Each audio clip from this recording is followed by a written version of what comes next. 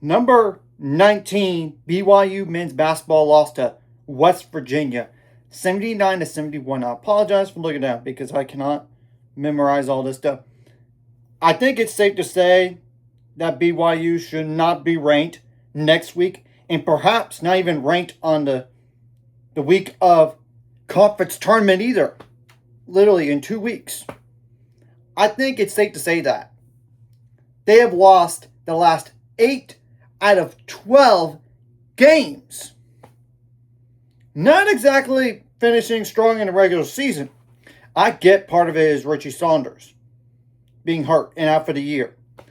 But even when he was healthy, the BYU defense stunk. Simple. West Virginia at halftime was up 40-26. West Virginia scored a little bit less, 39 points, while BYU scored more, obviously, 45 points. But there's more to the game than that.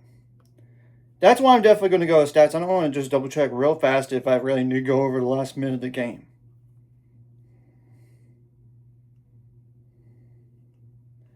And I think that's a yes. To be honest, I mean, around 56 seconds left, Hunter Huff turned the ball over for West Virginia. West Virginia was up 74-71 at this point. And Rob Wright, the third, got the steal.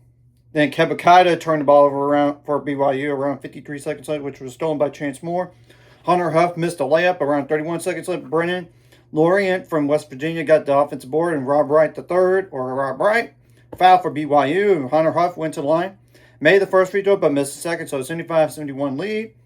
Kebakita got the defensive board. A.J. Johnson missed a three for BYU around 22 seconds left, which was blocked by Brennan Lorient. Hunter Huff got the defensive board for West Virginia. And Alexei Caustic fouled for BYU. Aleksej. Apologize if I butchered that. And Jasper Lloyd went to the line and made both free throws for West Virginia to make it 77-71.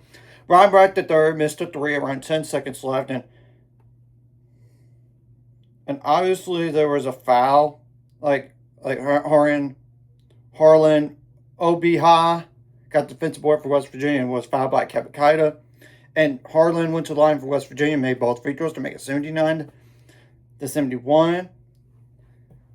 And Caustic missed a three around 4 seconds left after BYU called timeout around 5 seconds left. For the timeout 1 second later, he attempted a three, missed it. West Virginia got the defensive board. That was ball game. I thought this game could have been dangerous because West Virginia is kind of fine for the NCAA tournament lives. It's just the problem is for them, they have more work to do to even think about for making the NCAA tournament. West Virginia is now 17-12 on the year. 8-8 in the Big 12. And this is the West Virginia team that lost to Baylor and Morgantown. Remember. And BYU drops down to 20-9 on the year, not 8-8 in the Big 12. So this kind of impacted the Big 12 standings. And BYU actually had a lead in this game. But it was only by 4 points. And West Virginia's biggest lead was at 14. And BYU shot 47% from the field on 51 attempts. 38% on threes on 24 attempts, 94% on free throws on 19 attempts, 29 rebounds, 8 of those offensive, 10 assists, 12 turnovers, 7 steals, 3 blocks, 18 fouls. How many points off the bench? Just say 12 from Caustic. 3 double-digit scores. A.J. Debonsa had 20 points, though. He was 7 for 15 from the field, 2 for 7 on threes, 4 for 6 on free throws. And Rob Wright with 23 points, but he was 7 for 15 from the field, 2 for 5 from the threes. Point line and 7 for 8 on free throws, besides Caustic with 12. So that's 43 plus 12. That's 55 points, and 2 players scored 6 more points this game. I mean, Kennard Davis with 7 points, Kebakita with 9 points. Apparently, Mihailo Boskovic only played 12 minutes in this game. I wonder if he got hurt. He only had 1 foul, so maybe they benched him. Maybe he was hurt. I don't know. Obviously, I did not watch the game, okay? Now, West Virginia had 24 bench points. I mean, Chance Moore with 11. DJ Thomas with 13. 5 double-digit scores in this game. That literally combined for 72 points because, after all, The non-double digit scores had 7. I mean, Harlan had 4, and Trey Ingolstaff had 3. And the crazy thing is, Trace and Ingolstaff is a double-digit score.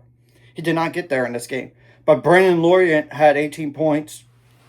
Jasper Floyd with 11 points. Hunter Huff with 19 points. I kind of went over the last two guys. And West Virginia shot 44% from the field on 62 attempts. Not as good percentage, but they had more shots. 32% on threes on 25 attempts. Not as good as BYU. 77% on free throws on 22 attempts. That makes a difference. 39 rebounds, 18 offensive. Yeah, they got beat on the glass by 10. 17 assists, 8 turnovers, 6 steals, 3 blocks, 15 fouls. Now we're going to go to the points out turnovers, points in the paint, and fast break points as well. Points out turnovers favored West Virginia 8-7. Fast break points did favor BYU 13-7. However, points in the paint favored West Virginia 36-28. I do think there's a possibility that BYU could very well drop down to an 8-9 line for the NCAA tournament here. I really do. And they could very well be around a 64 exit when I see it, based on their struggles. Not just in the last 12 games, but I knew their defense was not that good. That's been a problem for them all year. I mean, most of the year here. What's the remaining of the schedule? Well, the next game is on the road, Cincinnati. Can't sleep on them. They're fighting for the NCAA tournament lives on March 3rd and March 7th. You get Texas Tech. Sure, that game is at home, but it doesn't matter sometimes. Texas Tech went on the road and beat Iowa State in Ames.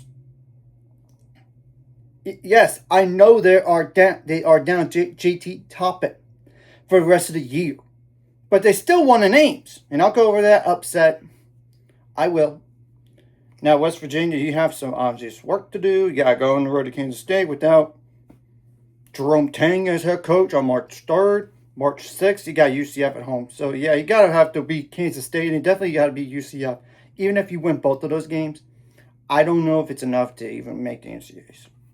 I mean, after all, you not only lost to Baylor, but you lost to Oklahoma State on the road. You lost to Utah at home.